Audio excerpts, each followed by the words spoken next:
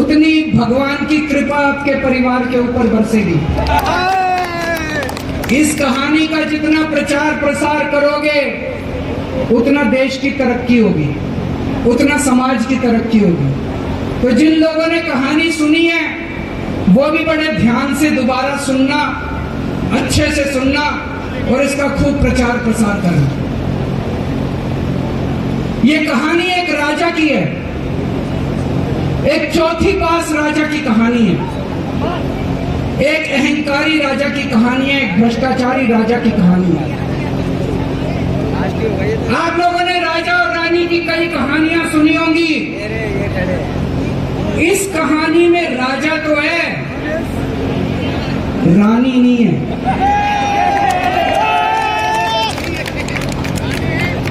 तो एक महान देश था, कई हजार साल पुराना देश। उस देश के एक गांव में एक बच्चा पैदा हुआ, बहुत गरीब घर में एक बच्चा पैदा हुआ। तो जैसे गांव के अंदर बच्चा पैदा होने पे ज्योतिषी आते हैं, ज्योतिषी आके बच्चे का भविष्य बताते हैं, ऐसे गांव का ज्योतिषी आया, उसने बच्चे की कुंडली देखी और बच्चे की मां को बोला कि माई, तेरा बेटा बड़ा होके बहुत बड़ा सम्राट बनेगा। माई को समझ नहीं आया, मैं इतनी गरीब, मेरा परिवार इतना गरीब, मेरा बेटा सम्राट कैसे बनेगा। खैर बच्चा धीरे धीरे बड़ा होने लगा। गांव के सरकारी स्कूल में उसका एडमिशन करा दिया। उसका पढ़ने लिखने में मन नहीं लगता था। पढ़ते पढ़ते क्लास करते करते चौथी में आके उसने नाम कटवा लिया। उसका पढ़ाई लिखाई में मन नहीं लगता। बगल में, गांव के बगल में एक रेलवे स्टेशन था। घर में बहुत गरीबी थी। वो बच्चा वहां स्टेशन पे जाके चाय बेचने लगा।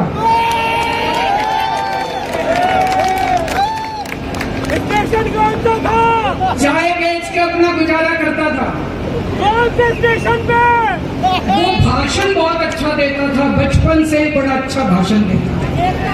गांव के लड़कों को इकट्ठा कर लेता और भाषण देना चालू करता।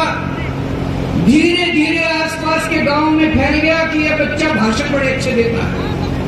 आसपास के लड़के भी इकट्ठे हो गए और जो मर्जी टॉपिक हो भाषण देना चालू कर देता और रुकता ही नहीं था, घंटों घंटों तक भाषण देता रहा। बच्चा बड़ा हुआ। ज्योतिषी ने कहा था बड़ा होके बच्चा उस महान देश का सम्राट बन गया। लेकिन राजा तो अनपढ़ था, उसे तो कुछ आता नहीं था। अफसर आते उस अनपढ़ राजा से जहां मर्जी साइन करा लेते, जहां मर्जी जो मर्जी साइन करा लेते।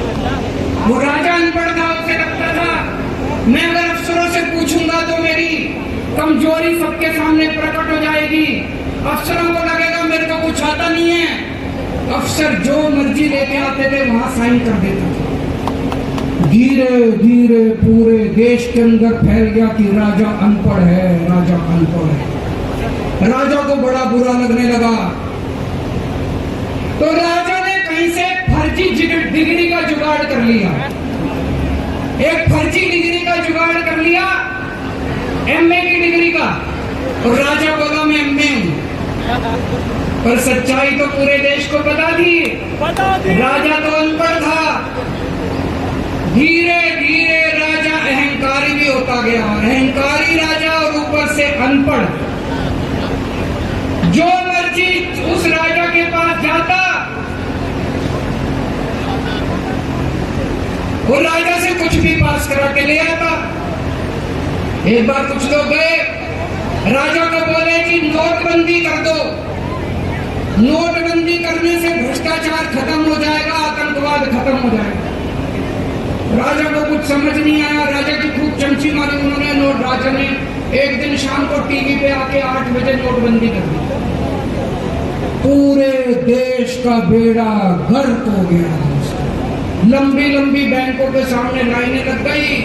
कई लोग मर गए, दुकानें बंद हो गई, रोजगार बंद हो गए, बड़ी बड़ी इंडस्ट्री बंद हो गई, बेड़ा गर्क हो। फिर एक दिन कोई आके बोला जी 2000 का नोट ले आओ। राजा 2000 का नोट ले आया।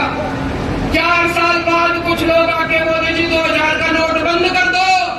राजा ने 2000 का नोट बंद कर दिया। राजा को अकल तो थी नहीं, बेवकूफ था, ननपढ़ था। कभी 2000 का नोट चालू करता था, कभी 2000 का नोट बंद करता था।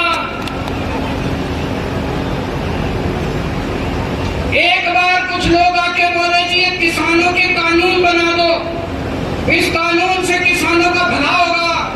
राजा ने कानून बना दिए। पूरे देश के किसान सड़कों पे उतर आए। 750 किसान मर गए आंदोलन में। और 1 साल के बाद राजा को वो तीनों कानून वापस लेने पड़े। एक बार उस देश के अंदर बहुत बड़ी महामारी फैल गई। चारों तरफ महामारी फैल गई, लोग मरने लगे। किसने आके बोला जी थाली बजवाओ तो देश ठीक हो जाएगा। तो राजा ने पूरे देश में थाली और चम्मच बजवा दिए। महामारी तो नहीं बची, महामारी तो फैली रही। किसी ने आगे कहा जी डॉक्टरों की जरूरत पड़ेगी, दवाइयों की जरूरत पड़ेगी, इंजेक्शन की जरूरत पड़ेगी, तब महामारी उठे। राजा अपने दोस्तों का बड़ा ख्याल रखता था। उसके दोस्त थे। एक दोस्त ने 10,000 करोड़ रुपए चोरी कर लिए।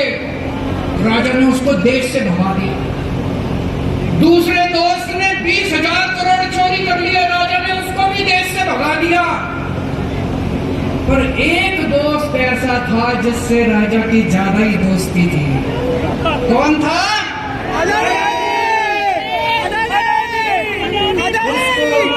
सारे एयरपोर्ट बेच दिए, सारे जहाज बेच दिए, सारे सीपोर्ट बेच दिए। उन्होंने आसमान बेच दिया, जमीन बेच दी राजा ने, खदाने बेच दी। उस दोस्त पे राजा मेहरबान था। राजा का एक और दोस्त था। वो दोस्त इतना गंदा था कि उसने कुछ अंतरराष्ट्रीय खिलाड़ी महिलाओं के साथ बदतमीजी करी। ये बात लेकिन राजा ने दोस्ती नहीं छोड़ी। मजाल जो उस दोस्त के ऊपर कोई आंच आ जाए, राजा उस दोस्त के साथ खड़ा रहा, लेकिन उसके खिलाड़ियों का साथ। राजा का एक और दोस्त था। उस दोस्त ने किसानों के ऊपर गाड़ी चढ़ा दी, रौंद दिया, कुचल दिया किसानों को। राजा ने अपनी दोस्ती नहीं छोड़ी। इस बात पे तो दाद देनी पड़ेगी कि राजा दोस्तबाज था, एक नंबर का दोस्तबाज था। चारों तरफ अत्याचार हो गया। चारों तरफ देश के अंदर इनके अपने लोग जो थे वो बलात्कार करने लगे, गलत काम करने लगे, हाहाकार मच गया। जो राजा के खिलाफ बोलता, राजा उसको पकड़ के जेल में डाल देता।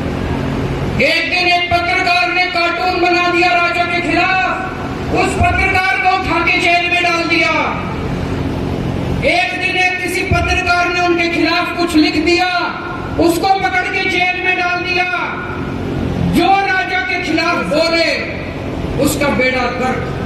कोई जज अगर उस राजा के खिलाफ ऑर्डर करता था, राजा उसको बख्शता नहीं। चारों तरफ अत्याचार, महंगाई, बेरोजगारी। ऊपर आसमान में देवता ये सब देख रहे थे कि पृथ्वी के ऊपर कितना घनघोर अत्याचार हो रहा है। सारे देवता इकट्ठे हुए, देवताओं ने मीटिंग करी। सारे देवता मिलकर शिव जी महाराज जी के पास गए और कहा, महाराज कुछ करो, पृथ्वी के ऊपर अन्याय हो गया, अत्याचार हो गया, चारों तरफ बलात्कार, चारों तरफ हाहाकार मचा हुआ है, जनता परेशान हो रही है।